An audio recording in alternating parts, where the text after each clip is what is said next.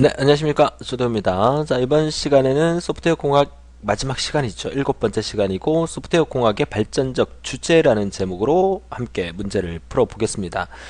자, 이번 시간에 공부할 내용, 여러분, 교재를 한번 쭉 정리해 보시면, 소프트웨어 재사용이라는 부분, 재사용, 리유즈에 대한 부분이죠. 그 다음에 소프트웨어의 재공학이라는 부분, 리엔지니어링이라는 부분, 그리고 마지막으로 케이스라는 자동화 도구에 대해서 문제를 풀 건데, 비슷한 문제가 계속해서 반복적으로 많이 나옵니다. 그래서 내용 자체가 그렇게 어렵진 않지만 같은 문제인데 이렇게도 나오고 저렇게도 나오고 할 수 있다는 것을 정리하면서 소프트웨어 공학의 대단원의 막을 문제풀이 강의를 여기서 내리도록 하겠습니다.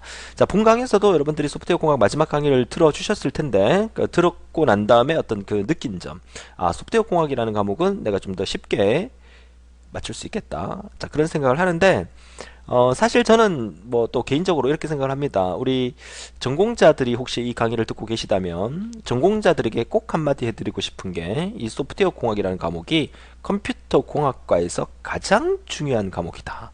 여러분들이 이 전공자로서 개발자의 일을 한다든가 프로그램의 일을 한다든가 또 분석가의 일을 한다든가 이 관련된 업을 가지고 일을 하게 되면 이 소프트웨어 공학이라는 학문이 얼마나 중요한지는 사회생활 해보면 알아요. 현재 사회생활을 해보고 계신 분들도 계실 줄 압니다만은, 아무튼 이 소프트웨어 공학에 대한 정확한 그 개념을 알고 있어야만 우리나라의 이런 그 소프트웨어 산업이 많이 발전할 수 있고, 또 소프트웨어에 관련된 컴퓨터에 관련된 일을 하는 분이 아니시더라도 사회생활 하는데 엄청나게 큰 도움이 되는 그런 부분이라고 말씀을 드립니다. 자, 좀 빠르게 진행을 해보도록 하죠. 자, 소프트웨어의 이번 시간의 문제는 크게 세 파트라 그랬죠. 재사용, 그리고 또 재공학, 그리고 케이스 세 가지인데, 재사용에 관련된 문제가 계속해서 나오게 됩니다. 재사용에 관련 설명으로 그리가 먼 것은 소프트웨어 개발 생산성과 품질을 재사용함으로써 높인다. 음식 같은 경우 재탕하면 안 되지만, 재사용하면 안 되지만, 소프트웨어라는 것은 이미 판매하고 만들어 놓은 것을 약간 수정해서 재사용하는 것은 그 품질을 높이는 방법 중에 하나입니다. 소프트웨어 재사용 방법에는 합성 중심과 또 생성 중심 방법으로 나눌 수 있다는 말도 맞고요. 재사용의 부피가 클수록 높다는 건 아니죠. 크면 재사용하기가 더 힘들 수가 있겠죠. 정답은 4번이고, 소프트웨어 재사용은 프로젝트의 실패 위험을 또 줄일 수도 있습니다. 이미 한번 경험해본 소프트웨어를 사용하니까 실패율을 줄일 수가 있겠죠. 자, 이번 문제도 역시 재사용에 관련된 문제고요. 옳은 것은 그랬습니다. 자, 1990년대 클래스, 객체 등의 소프트웨어 요소는 소프트웨어의 재사용성을 크게 향상시켰다. 그래서 우리 지난 시간에 공부했던 객체 지향 프로그래밍 방법론은 재사용을 위해서 태어났다. 이렇게 해도 과언이 아니라고 그쵸 나왔었죠. 정답은 나번이 되겠고요. 나머지 틀렸으니까 안 읽어보셔도 되겠습니다. 자, 3번 문제 역시 소프트웨어 재사용에 관련된 내용 중 가장 적절한 설명은 라번의 소프트웨어의 개발의 생산성과 품질을 높이려는 주요 방법이 재사용의 목적이 되겠다라고 보시면 되겠고요. 자, 소프트웨어 재사용에 가장 많이 이용되는 것은 프로그래머가 구현할 때, 코딩할 때 사용했던 코드, 그죠? 그 코드를 그대로 복사해서 붙여놓고 난 다음에 그 중간중간에 내용을 살짝 바꿔주면서 재사용을 할 수가 있겠죠. 그래서 원시 코드, 소스 코드, 원본 코드가 가장 많이 이용이 되겠다는 얘기죠. 자, 5번 문제. 소프트웨어 재사용에 대한 효과와 거리가 먼 것은 사용자의 책임과 권한 부여다. 재사용을 함으로써 사용자의 책임이 높아지고 뭐 권한이 높아진다. 이거는 아니죠. 답은 가번이고, 품질 향상이라든지 생산성 향상이라든지 구축 방법에 대한 여러 가지 지식을 공유할 수 있다는 거 맞는 말이고요. 자, 소프트웨어 재사용이 역시 이점에 속하는 게 아닌 것은 품질 향상, 개발 시간과 비용 감소, 생산성 증가가 되겠죠. 언어의 종속이라는 거니까 그 전에 C 언어를 썼기 때문에 이번에도 C 언어를 써야 된다, 뭐 그런 의미는 아닌 것 같아요. 그죠? 정답은 라번입니다. 자, 7번 문제 역시 재사용에 얻어지는 이익이 아닌 것은 표준화의 원칙을 무시할 수 있다. 표준화의 원칙을 무시하면 안 되죠. 프로젝트의 개발에 위험을 줄일 수 있고 비용을 줄일 수 있고 생산성을 향상할 수 있다. 자, 다 쉬운 얘기인데 재사용 문제가 계속해서 나오는 건데 똑같은 문제가 계속 반복해서 나오는 거예요. 그러니까 문제 스타일이 조금 다른 것 뿐이죠. 재사용을 통한 장점이라고 볼 수가 없는 것은 개발 비용과 시간을 줄일 수 있다. 품질 향상시킨다. 생산성 증가시킨다. 그쵸? 고급 프로그램 배출이 용이하다. 말도 안 되고요. 정답은 라번이 되겠고요. 자, 소프트웨어 컴포넌트의 재사용. 역시나 재사용의 이점이라고 볼 수 없는 항목은 품질 향상, 생산성 향상. 아우, 지겹다. 그죠? 개발 비용의 절감. 정답은 라번의 보안 유지 때문에 재사용을 한다. 이거는 아니고요. 오히려 또 보안이 뚫릴 수가 있겠죠. 기존에 사용했던 프로그램을 그대로 쓰는 거니까. 자, 10번은 재사용 컴포넌트들이 많이 있어도 그들을 찾아내는 것이 어려울 경우에 가장 주된 원인이 뭐냐? 그쵸. 분류를 잘못했기 때문이죠. 분류의 문제 때문에 재사용을 하기가 힘들어진다는 얘기죠. 그러니까 분류를 잘 해놔야 되고 문서화를 잘 해놔야 된다. 이 말을 또 하게 되는 거죠. 정답은 나번이 되겠고요.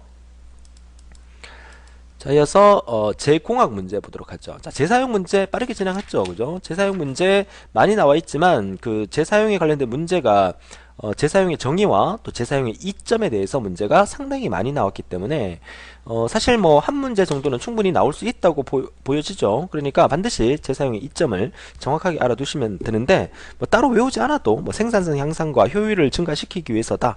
뭐 이런 개념만 알면은 충분히 뭐 우리 초등학교, 중학교 다닐 때 도덕 문제처럼 아주 쉽게 해결할 수 있지 않을까 그렇게 생각을 합니다. 사실 저는 도덕을 잘 못했었어요. 그죠? 나쁜 짓 하도 많이 해서 그런가? 나쁜 짓요? 나쁜 짓 안 하는데. 그죠? 자, 소프트웨어 제공학에 대한 부분, 이제 제공학에 대한 문제를 한번 풀어보도록 하죠. 소프트웨어 제공학은, 역시나 여러분 교재의 정의 부분과 그리고 제공학의 목표, 그리고 제공학에 포함되는 역공학까지 잘 알아두셔야 돼요. 자, 제공학에 관한 설명으로 옳지 않는 것은 자, 소프트웨어 제공학은 케이스의 정보 저장소와 무관하다. 아니죠. 제공학에 이어서 자동화 도구로서 케이스가 탄생하게 된 거죠. 틀린 것은 가번이 틀렸어요. 그죠? 자, 제공학은 분석, 재구성, 역공학, 이식 활동 등으로 구분할 수 있고요. 소프트웨어 제공학도 자동화 도구 대표적인 게 케이스죠. 케이스. 케이스를 사용하여 소프트웨어를 분석하고 수정하는 과정을 포함된다. 자, 이런 것들은 딱 보면 그죠? 가번하고 다번하고 비교해 볼 수가 있겠죠. 자, 소프트웨어 제공학의 일반적인 개념은 데이터의 기능들의 개조 및 개선을 가해서 유지 보수성을 향상시키는 데 있다라는 말 맞는 말이고요. 정답은 가번이 되겠어요. 자, 이번 문제는 소프트웨어 위기를 해결하기 위해서 개발 생산성이 아닌 유지 보수의 생산성으로 해결하는 방법을 의미하는 게 바로 소프트웨어의 제공학을 의미하는 거죠. 지금 여러분들은 제공학에 관련된 문제를 풀고 있습니다. 자, 3번 문제는 다음 설명에 해당되는 것은 무엇이냐? 자, 기존 시스템을 역시 이용하여 보다 나은 시스템을 구축한다는 거. 새로운 기능을 추가해서 소프트웨어의 성능을 향상시킨다. 자, 분석도 하고 개조도 하고 역공학도 하고 이식 등이 있다. 자, 우리는 지금 제공학에 관련된 문제를 풀고 있습니다. 정답 가번이고요. 시험 치러 가서 우리는 지금 제공학에 관련된 문제를 풀고 있습니다 하면서 1번부터 보면 안 돼요. 그러니까 만약에 순서가 소프트웨어공학 1강부터 우리가 지금 하고 있는 7강까지의 순서대로 문제가 1번부터 20번까지 나와주면 좋겠지만 이거 막 뒤죽박죽 섞여서 이렇게 문제가 나오잖아요. 그러니까 제공학 문제가 1번에 나올 수도 있고 그리고 또 객체지향 문제가 2번에 나올 수도 있고 맨 처음에 우리가 소프트웨어 공학의 정의를 배웠던 게 마지막 문제에 나올 수도 있어요. A형, B형 또 문제 순서가 다르고 하기 때문에 그래서 전반적으로 이렇게 항상 코끼리 다리만 붙들고 있지 말고 또 시험 치러 갔을 때도요. 그 시험지를 딱 받아놓고 이렇게 쭉 엎드려서 이렇게 시험 치지 마시고 이렇게 허리를 딱 펴고 그죠? 시험지를 넓게 이렇게 쳐다보면서 이렇게 보셔야 전체적인 걸 볼 수가 있어요. 지금 내가 소프트웨어 공학 문제를 풀고 있다 그러면 전반적인 소프트웨어 공학 문제를 한눈에 이렇게 보면서 문제를 푸는 게 중요합니다. 또 이렇게 보다가 이렇게 옆 사람 거 보다가 컨닝하다가 걸리면 안 되고 그냥 내 것만 보되 이렇게 허리를 딱 펴고 문제를 푸는 게 훨씬 더 효율적이라는 거. 그거 다시 한번 보세요. 이렇게 보는 거하고 이렇게 보는 거하고 그 느낌이 달라요. 한번 연습 한번 해보세요. 문제 풀 때 이렇게 엎드려서 하지 말고요. 허리 딱 펴고 그렇게 공부할 때도.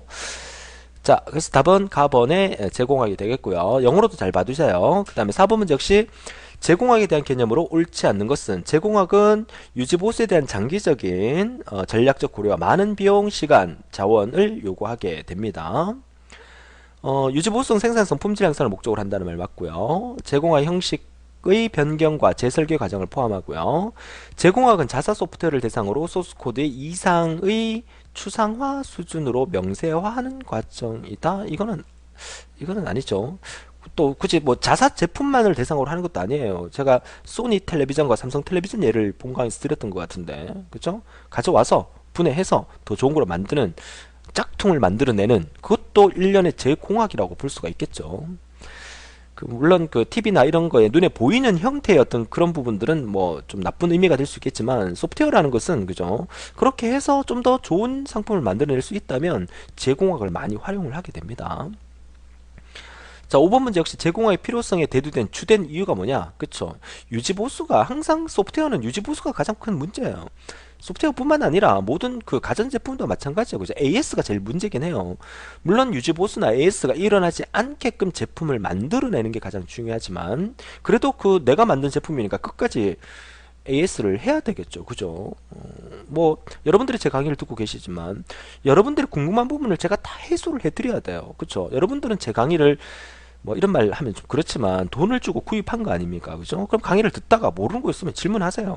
질문해갖고 제가 답변을 달아가지고 여러분 질문이 해결돼야 AS가 유지보수가 제대로 되는 거 아닙니까? 얘가 이렇게 예를 들면 안 되는데. 그죠? 아무튼 끊임없이 여러분들이 듣고 계시는 이 강의를 통해서 모르는 것 질문 올려주시면 제가 끊임없이 답변을 해서 다 해결해 드리도록 노력을 해 드리도록 하겠습니다. 자, 인기가 나중에 많아져서 수강생 수가 뭐 월 한 10만 명씩 이렇게 뭐 1년에 전국에 정보처리 기사를 치는 학생이 10만 명이 지금 채 안 되고 있지만 인원이 너무 많아서 제가 일일이 답변 달기가 힘든 경우가 만약에 지금도 조금 그렇습니다 사실 그죠. 여러분 질문 많이 올려주시는데 그렇게 되더라도 제가 밤을 새서라도 직접 답을 달아서 여러분의 궁금증을 해소해 드리도록 노력을 하겠습니다. 그래서 열심히 공부해서 공부를 하셔야 질문이 생기죠. 공부 안 하면 질문이 안 생깁니다. 그죠. 자, 이어서 6번 문제. 자, 소프트웨어의 리엔지니어링의 목표 중에서 거리가 먼 것은 리엔지니어링.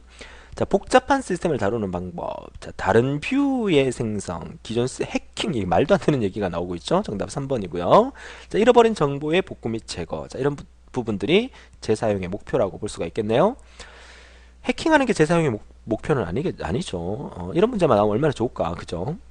자, 현재 프로그램으로부터 데이터, 아키텍처, 그리고 절차에 관한 분석 및 설계 정보를 추출하는 과정은 현재 프로그램으로부터 추출하는 거니까 이거는 뭐다? 역공학에 대한 얘기가 되겠죠. 역공학. 그래서 역공학이 단독으로 문제가 잘 안 나옵니다만은 역공학의 정의도 정확하게 알아두셔야 돼요. 현재 프로그램으로부터 데이터, 아키텍처, 절차 이런 것들을 추출, 뽑아내는 과정을 역공학이라는 정의로 사용이 됩니다. 자, 8번 문제 역시나 역공학에 대한 얘기인데 소프트웨어를 분석하여 소프트웨어 개발 과정과 데이터 처리 과정을 설명하는 분석 및 설계 정보가 재발견되거나 다시 만들어내는 작업을 역공학이라는 용어를 했습니다. 영어로 하게 되면 리버스 엔지니어링이라고 하죠. 그래서 3R이라고도 표현을 합니다. 우리 첫 번째 공부했던 재사용이 리유즈였잖아요. 리유즈, 재사용 리유즈. 그 다음에 제공학은 리엔지니어링. 그 다음에 역공학은 리버스 엔지니어링 해서 3R이라는 표현도 가끔씩 써요. 자, 9번 문제는 여러분들이 앞으로 그 필기를 합격하고 실기를 공부하실 때 업무 프로세스라는 과목이 있어요. 그 업무 프로세스라는 과목에서 아주 많이 듣게 되는 용어입니다. 획기적인 결과를 성취하기 위한 비즈니스 프로세스에 대한 연구, 기업에 대한 어떤 그 기업 처리에 대한 연구, 비즈니스 프로세스의 구현, 비즈니스 프로세스의 근본적인 변경을 나타내는 용어가 가번의 BPR이라는 용어예요. BPR의 약자가 비즈니스 프로세스 리엔지니어링의 약자입니다. 그러니까 여러분 회사를 들여다보니까 회사의 직원들이 10명이 되는데 뭐 이렇게 뜯어 고치니까 한 5명이면 충분히 할 수 있는 일이 10명이 하고 있는 거야. 그럼 오너 입장에서는 5명의 필요 없는 급여가, 인건비가 지급이 되는 거잖아요. 그러니까 그런 부분들을 기업을 재설계함으로써 그 기업을 좀 더 효과적으로 일을 할 수 있게끔 만들어주는 뭐 그런 어떤 설계, 이런 비즈니스를 하고 있는 사람들도 많다고 말씀을 드렸었죠. 그러니까 BPR이라는 용어는 나중에 여러분들이 업무 프로세스라는 과목에서 아주 많이 듣게 될 겁니다. 지금 한번 잘 정리해 두세요. 자, 이어서 마지막 단어는 있죠? 케이스라는 단어 볼게요. 케이스의 약자가 뭡니까? 컴퓨터 에이디드 소프트웨어 리엔지니어링. 컴퓨터의 도움을 받아서 자동적으로 리엔지니어링 하는 시스템이 되는 거죠. 그러니까 컴퓨터의 도움을 받는다는 얘기가 자동화 도구라는 의미가 되는 거예요. 자, 소프트웨어 개발 과정에서 사용되는 요구 조건, 요구 분석, 설계, 구현, 검사, 디버깅과 이런 과정에서 컴퓨터의 전용 소프트웨어 도구를 이용하여 자동화하는 도구를 우리가 케이스라고 하죠. 케이스 정답 4번이 되겠네요. 도움을 받는다는 뜻입니다. 자, 역시 케이스에 대한 설명으로 거리가 먼 것은 개발 도구와 개발 발명품이 결합된 것이고 시스템 개발 과정의 일부 또는 전체를 자동화하는 도구고요. 유지 보수성을 높이기 위해서 기존 소프트웨어를 재구성하고 새로운 기술을 적응시키는 것이다. 새로운 기술을 적응시키는 것이다. 새로운 리엔지니어링, 제공학을 자동화해주는 도구라는 거죠. 그래서 아닌 것은 다번이고요. 정형화된 구조의 메커니즘을 소프트웨어 개발에 적용하여 소프트웨어 생산성을 향상시키고 구현하는 공학 기법 중에 하나라고 볼 수가 있겠습니다. 자, 케이스 문제가 상당히 시험에 많이 나왔었어요. 계속해서 지금 케이스 문제인데 3번 문제도 자, 케이스에 대한 설명으로 옳지 않는 것은 그랬는데 라본이 틀렸어요. 케이스는 시스템의 개발 속도를 빠르게 하지만 재사용성이 떨어진다. 이 케이스가 재사용을 위해서 사용되는 도구죠. 그렇죠? 정답은 라본이고 역시나 4번 문제가 소프트웨어 생명 주기의 전체 단계를 연결시켜주고 자동화시켜주는 도구는 케이스라는 거. CASE 약자로도 같이 잘 봐두셔야 됩니다. 자, 이어서 5번 문제 역시나 케이스에 대한 설명으로 부적자라는 것은 나번에 설계 지식이 없을 때 케이스를 사용하면 효과적이다. 그건 아니죠. 자동화를 시켜주긴 하지만 설계 지식은 프로그래머가 어느 정도 갖고 있어야 되겠죠. 그래야 자동화를 시키면서 제공학을 손쉽게 만들어낼 수 있다는 그런 의미로 되겠죠. 왠지 파냄새 나지 않습니까? 그래서 케이스 문제 나오는 것도 파냄새 나는 형태를 찾아주시면 돼요.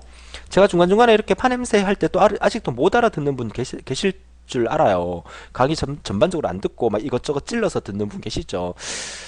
그러지 말라고 얘기하고 싶은데 만약에 이 강의를 듣고 있는 시점이 시험 치게 뭐 하루 전이다 뭐 이틀 전이다 이러면 어쩔 수가 없지만 사실 전반적으로 전체적인 강의를 다 듣고 시험을 치셔야 됩니다. 그래야만 시험의 합격 불합격을 떠나서 우리가 정보 처리에 대한 IT에 대한 지식, 빅데이터에 대한 지식을 전반적으로 우리가 알아야 되기 때문에 그래야 오늘날 이 사회를 살아갈 때 이 어떤 그 미래 통찰력을 가질 수 있다 이런 얘기 참 많이 했었는데 그죠?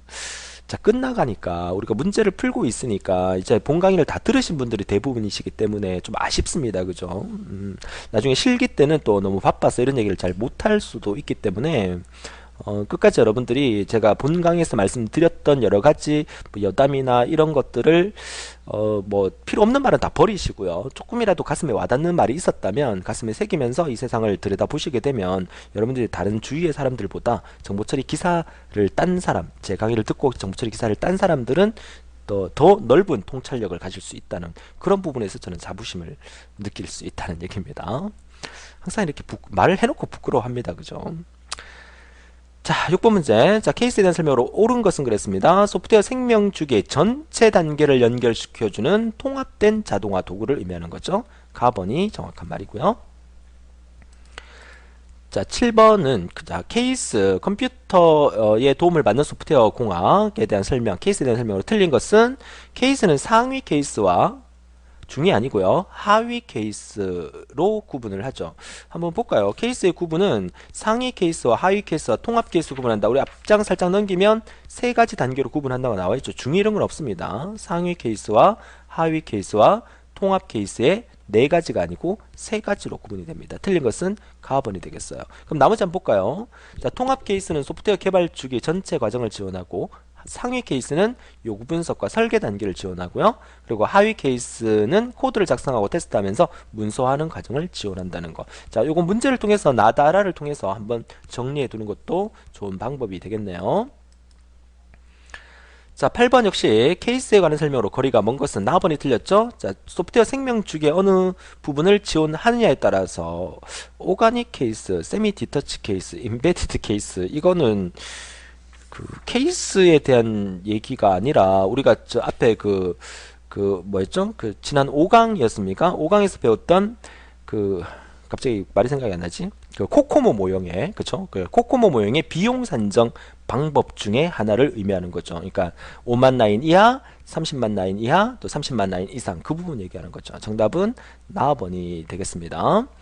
자, 나머지 여러분 읽어보시면 되겠고요. 이어서 9번 문제 보도록 하죠. 자, 9번 역시 케이스의 장점으로 거리가 먼 것은 다번이죠. 케이스 표준에 있어서 대부분의 케이스 툴들은 호환되는 게 아니죠. 그 시스템마다 그죠? 그 툴은 달리 사용되고 있으니까 그 시스템마다 자동화 도구로서 다르게 사용된다라고 보셔야 되겠어요.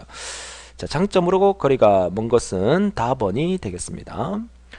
나머지 한번 볼까요? 이제 자동화 기법을 통해 소프트웨어 품질이 향상되고 개발 기간이 짧고 개발 비용이 절감된다. 다 맞는 말이죠.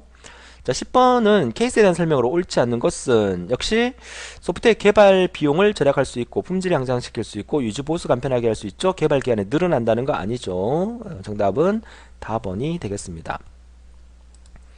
자, 11번 문제 케이스가 제공하는 기능으로 거리가 먼 것은 개발 기간의 단축, 품질 향상, 또 소프트웨어 개발 기간에 표준화가 만들어지죠. 개발 방법론이 새롭게 만들어지는 건 아닙니다. 우리가 지금 개발 방법론은 구조적 프로그래밍 방법론, 다시 말해서 전통적 개발 방법론과 그리고 객체 지향 개발 방법론에 대해서 우리가 배웠죠. 새로운 방법론이 태어나진 않습니다. 자, 12번은 케이스에 관한 설명으로 옳지 않는 것은 소프트웨어의 부품의 재사용성이 낮아진다. 아니죠. 케이스는 재사용성을 높이기 위해서 만든 자동화 도구라고 말씀을 드렸습니다. 자, 마지막 문제입니다. 자, 케이스 도구의 정보 저장소에 대한 설명으로 거리가 먼 것은, 자, 나번이 틀렸는데요. 오늘날 소프트웨어 개발에 관련된 정보 저장소의 역할은 응용 프로그램이 담당한다가 아니죠. 정보 저장소의 역할도 그 응용 프로그램이 담당하는 게 아니라 컴퓨터에 관련된 여러 가지 케이스에 관련된 그 저장소에서 그 모든 것을 관련하는 거죠. 프로그램이 담당하는 건 아니라는 의미예요. 나머지 한번 볼까요? 일반적으로 정보 저장소는 도구들과 생명주기의 활동, 사용자들, 응용 소프트웨어들 사이의 통신과 또 소프트웨어 시스템의 정보 공유를 향상시키고, 그죠? 자, 요런 내용 정도만 봐두시면 되겠네요. 나머지는 여러분 읽어보시면 되겠어요? 정답은 나번이 되겠습니다. 자, 이렇게 해서 우리가 케이스 문제까지 정리를 했어요. 이번 시간에는 크게 세 단원만 보시면 돼요. 재사용과 또 역공학과 그리고 케이스에 대한 부분 관련된 문제를 풀면서 소프트웨어 공학 전반적인 문제를 우리가 7강까지를 통해서 정리를 했는데 전체 강의 중에서 가장 짧은 강의였고 또 문제 풀이도 또 가장 간단하게 진행이 됩니다. 소프트웨어 공학 몇 점 만점이라고요? 18점 만점입니다. 그렇다고 해서 18점을 못 맞았다고 해서 또 실망하지는 마시고요. 소프트웨어 공학이라는 과목에 점수를 많이 획득하시고 나머지 여러분들 좀 자신 없는 과목이 한 과목은 있으실 겁니다.